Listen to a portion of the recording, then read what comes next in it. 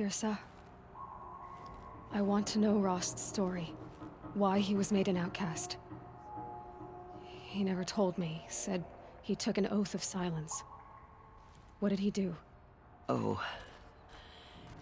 Yes, that. What crime did he commit? I will tell you if you wish. But it is a long story. Are you sure you want to hear it now? Of course I want to hear it. Tell me. Rost never committed any crime. He was an outcast by choice. What? What do you mean? Many years ago, before the derangement, before the Red Raids, a band of murderous outlanders, 12 in number, struck without warning. At Mother's Vigil, they took hostages, and then pressed on, headed for Devil's Thirst. Mother's Vigil? Where's that? You would know it as the Forsaken Village, near the Karja border. But at the time, many families lived there. Rost's was one of them. His mate was killed fighting the Outlanders, and his daughter was among those taken hostage. His daughter?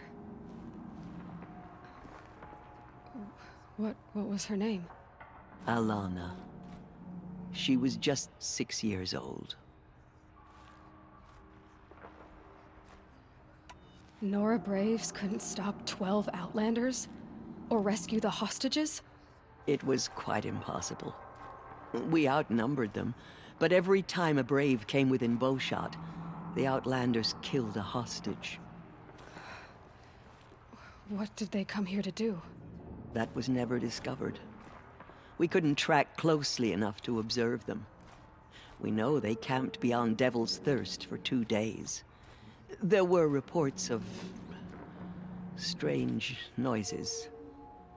And then, as suddenly as they came, the Outlanders made their way back to the border and disappeared. What happened to Rost's daughter? She was killed? Rost was one of the Braves who tracked the Outlanders, keeping his distance. There were 6 hostages still alive when they reached the border. Alana among them. Rather than release them, the Outlanders slit their throats and left the corpses just across the border, mocking us. Why? Cruelty. They knew the faithful Nora would not leave the sacred land to collect the bodies, let alone pursue them. They thought themselves safe from our vengeance.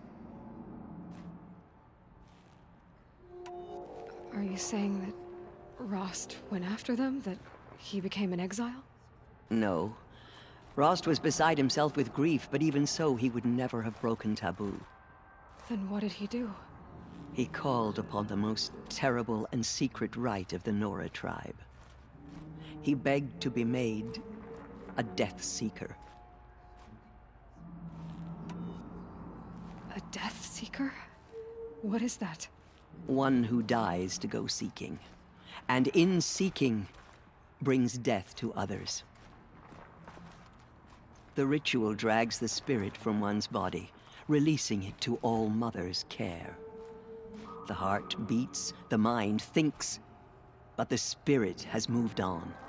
I don't understand. Rost went after the Outlanders, but his spirit never left. It remained here with All Mother. He gathered the bodies of the slain and returned them. And then he set out in pursuit, not as an exile, but a weapon of vengeance. A barbed arrow shot from a bow, never to return.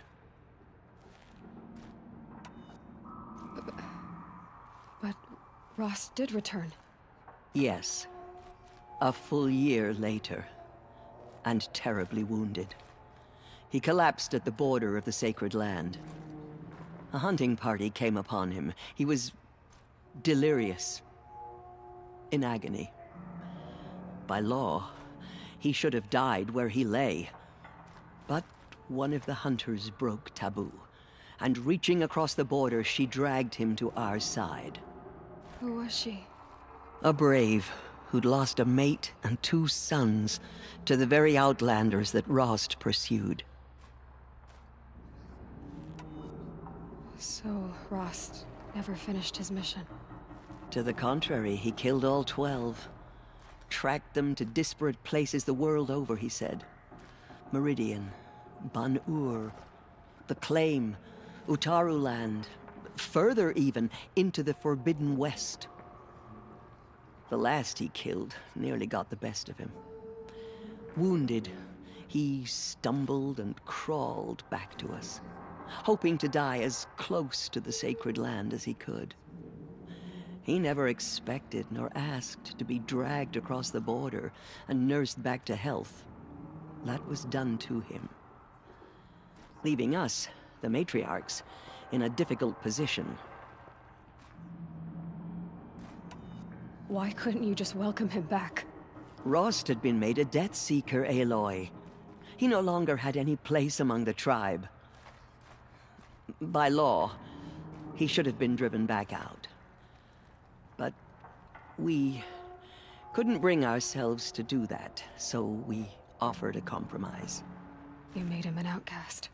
Yes.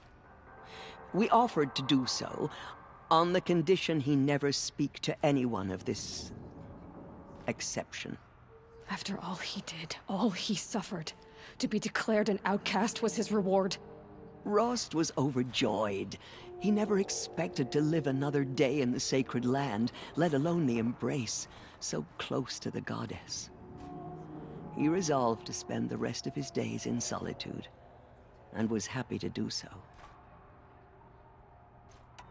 But then you found me, and gave me to him. Yes. Another compromise. The matriarchs feared you, and would not let you be raised by the tribe. And so we turned to Rost. I knew that he would take care of you, bring you up, teach you to worship All-Mother and respect the ways of the tribe. He certainly tried anyway. You took a man who'd lost his daughter and made him raise an infant girl? Doesn't that strike you as callous? I'm inclined to think the course of events has shown the wisdom of our choice. And I'm quite certain that from the moment he laid eyes on you, he saw you as a gift, and never a burden. All right, Tirsa, that's quite a story.